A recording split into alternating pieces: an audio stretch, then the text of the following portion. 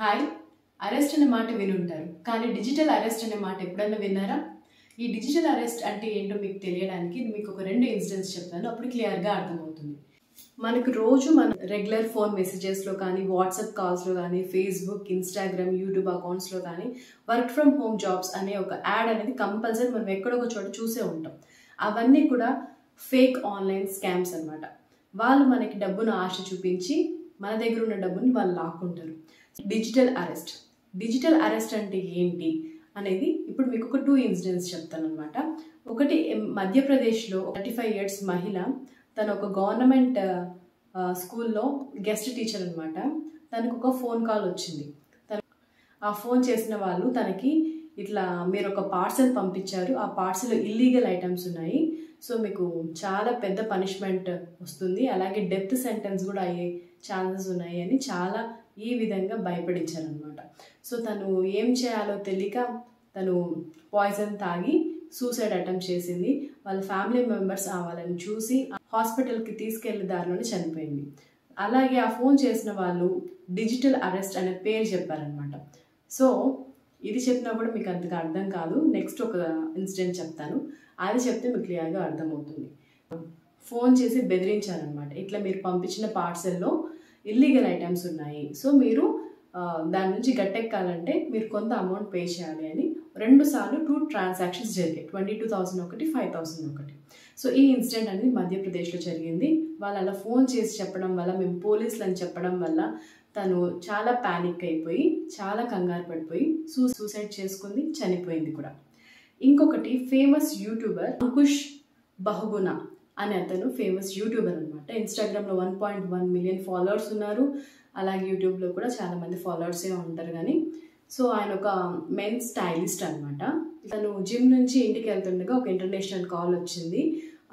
ఏంటా అని లిఫ్ట్ చేసినప్పుడు ఒక వాయిస్ మెసేజ్ వచ్చిందనమాట. మీరు పంపించిన పార్సల్ కస్టమ్స్ ఆఫీసర్స్ దగ్గర ఆపేసి ఉన్నారు, సో మీ కస్టమర్ సపోర్ట్ కావాలి అంటే 0 నొక్కండి అని వాయిస్ మెసేజ్ అనమాట. ఆ 0 నొక్కడమే అతను చేసిన ఒక పెద్ద మిస్టేక్.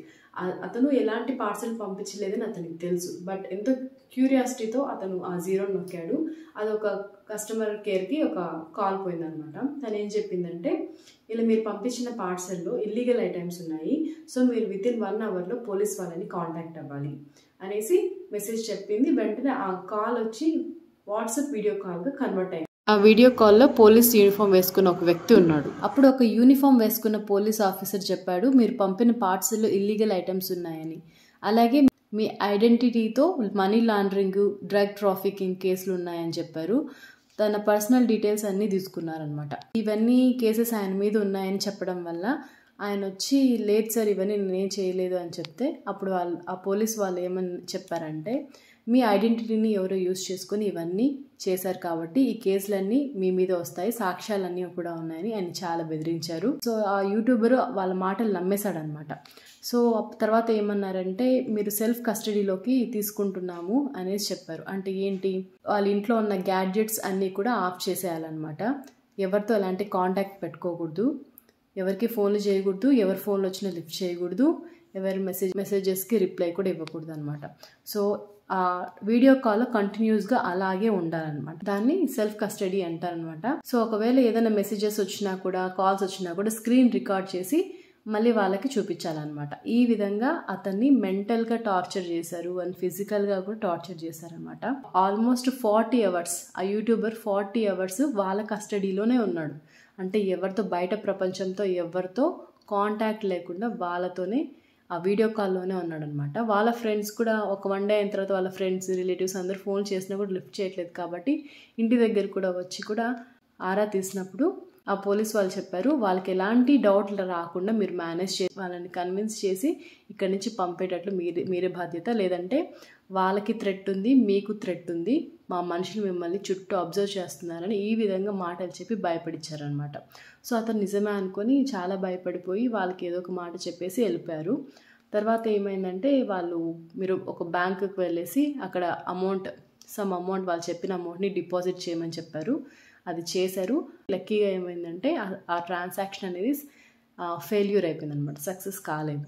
సో సక్సెస్ కాలేదు కాబట్టి బ్యాంక్ టైం కూడా అయిపోయింది కాబట్టి వాళ్ళు ఏం చెప్పారు, యూబర్ని బుక్ చేసుకొని ఒక హోటల్లో రూమ్ తీసుకొని ఉండాలి, బయట వాళ్ళతో ఎవరితో మాట్లాడకూడదు అని. అది కూడా ఆల్వేస్ ఆన్ కాల్ అనమాట. కాల్లోనే ఉండేసి ఇవన్నీ చెప్పారనమాట. ఆయన కూడా వెళ్ళేసి ఒక హోటల్ రూమ్లో ఉన్నారు. తర్వాత ఆయన ఇలా వీడియో కాల్ పట్టుకొనే నిద్రపోయినాడంట. అలాంటి సిచ్యువేషన్, ఎక్కడికి వెళ్ళినా ఆ వీడియో కాల్ అనేది అతని వెంట తీసుకొని పోవాలి. ఆ విధంగా టార్చర్ చేశాడని ఆయన ఇన్స్టాగ్రామ్ అకౌంట్లో కూడా పోస్ట్ చేశాడు. ఎవరన్నా ఇలాంటి ఒక స్కామ్కి గురవుతారని ముందు జాగ్రత్తగా ఆయన ఇన్స్టాగ్రామ్లో కూడా పోస్ట్ చేశారు. సో మీరు ఆయన ఇన్స్టాగ్రామ్ అకౌంట్లోకి వెళ్తే ఒక లెంతీ వీడియో ఉంటుంది, అంతా ఈ స్కామ్ గురించే అనమాట. సో ఆయన ఏం చెప్తున్నాడంటే మీడియా వాళ్ళందరికీ, ఆ 40 hours mental torture and physical torture నేను అనుభవించాను. మెంటల్ టార్చర్ అంటే ఏమవుతుందో ఏంటో అనేసి అనమాట. అలాగే ఫిజికల్ టార్చర్ అంటే ఫోన్ అలానే పట్టుకోవాలి, ఎక్కడికి పోయినా అతనికి ఒక రెస్ట్ లేదు, ఫుడ్ లేదు, ఏమీ లేదనమాట. సో ఈ విధంగా ఎప్పుడు ఆయన రియలైజ్ అయ్యాడు ఇదొక ఫ్రాడ్, ఇదొక స్కామ్ని ఎప్పుడు రియలైజ్ అయ్యాడు అంటే వాళ్ళ ఫ్రెండ్ నుంచి ఒక మెసేజ్ వచ్చిందనమాట. వెంటనే చూశాడు. ఆ మెసేజ్ ఏంటంటే, నిన్ను ఎవరో హౌస్ అరెస్ట్ చేశారు, నువ్వు ఏదో స్కామ్ జరుగుతుంది, ఎవరో ఫ్రాడ్ చేస్తున్నారు నీకు అని ఆ మెసేజ్ చూసిన తర్వాత అతనికి లైట్ వెలిగిందనమాట. అప్పుడు నేను ఓకే అనేసి ఆయన రియలైజ్ అయిపోయి, అప్పుడు అతను రివర్స్లో నేను పోలీస్ స్టేషన్కి వచ్చి మాట్లాడతాను అంటే అప్పుడు వాళ్ళు వెనకని చేశారు. అప్పుడు ఆయనకి ధైర్యం వచ్చి ఓకే నేను ఇప్పుడు ఫ్రాడ్లో ఒక స్కామ్లో ఇరుక్కున్నాను అని తెలుసుకొని అప్పుడు బయటకు వచ్చేసి ఇంకా వాళ్ళ ఇంటికి వెళ్ళిపోయి ఫ్రెండ్స్తో అందరితో షేర్ చేసుకుంటే అప్పుడు నిజం తెలిసిందనమాట. సో వాళ్ళు ఎందుకు ఆ మెసేజ్ పెట్టారు వాళ్ళ ఫ్రెండ్స్ అంటే, ఇతను విండోలో నుంచి ఇతను ఏడవడము చూశారనమాట. సో అప్పుడు వాళ్ళ ఫ్రెండ్స్ అనాలిసిస్ చేసుకుని ఉంటారు కదా, ఈ సంథింగ్ ఏదో ట్రాప్లో పడ్డాడు అనేసి. సో ఆ విధంగా మెసేజ్ పెట్టారు. సో ఆయన ఇంత ఫేస్ చేశాడని మీడియాకు కూడా చెప్పాడనమాట. సో ఇలా చాలామంది చాలా రకాలుగా మనల్ని మోసం చేయడానికి చూస్తూ ఉంటారు. మన జాగ్రత్తలో మనమే ఉండాలి. ఇవంతా కూడా ఇలా పోలీస్ వాళ్ళమని చెప్తూ వీడియో కాల్లో మనల్ని బెదిరించే వాళ్ళంతా కూడా రియల్ పోలీస్ వాళ్ళు కాదు, దే ఆర్ సైబర్ క్రిమినల్స్. వాళ్ళు సైబర్ క్రిమినల్స్ అనమాట. సో ఇదంతా కూడా సైబర్ క్రైము.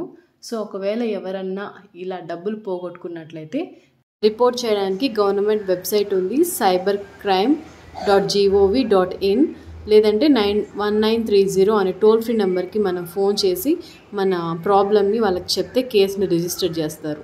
ఈ మధ్యకాలంలో ఈ డిజిటల్ అరెస్ట్లు అనేవి ఎక్కువ అయిపోతూ ఉన్నాయి. సో రీసెంట్గా కూడా హైదరాబాద్లో ఒక ఓల్డ్ లేడీ 76 years ఓల్డ్ అనుకుంటా, తనకి ఫోన్ చేసి కూడా 30 lakhs తన మనీని లాక్కున్నారనమాట. ఒకవేళ మనం సైబర్ క్రైమ్లో ఇన్వాల్వ్ అయ్యి ఉంటే, మనకు తెలియకుండా ఇన్వాల్వ్ అయ్యి ఉంటే, ఇలా పోలీసులు అంతా డైరెక్ట్గా వీడియో కాల్స్ ఫోన్ చేసి మనల్ని ఇలా అరెస్ట్ చేస్తున్నామని చెప్పరు. వాళ్ళే ఒకవేళ డైరెక్ట్గా వస్తారు, లేదంటే కోర్టు నుంచి మనకి నోటీసులు వస్తాయన్నమాట. అంతే తప్ప ఎవరు వీడియో కాల్స్లో కానీ ఫోన్ కాల్స్లో కానీ మనల్ని అరెస్ట్ చేసే అంత సీన్ ఉండదన్నమాట. సో ఇదండి డిజిటల్ అరెస్ట్ అంటే. ఫోన్ల ద్వారా కానీ వీడియో కాల్స్ల ద్వారా కానీ మనల్ని అరెస్ట్ చేస్తున్నామని చెప్పి వాళ్ళ కస్టడీలో తీసుకుంటారు. సో ఇన్ఫర్మేషన్ మీకు నచ్చినట్లయితే నా ఛానల్ని సబ్స్క్రైబ్ చేయండి, షేర్ చేయండి అండ్ కామెంట్ చేయండి. నెక్స్ట్ మీకు ఏదైనా టాపిక్ మీద మీకు వీడియో కావాలంటే కూడా కామెంట్ చేయండి. Thanks for watching.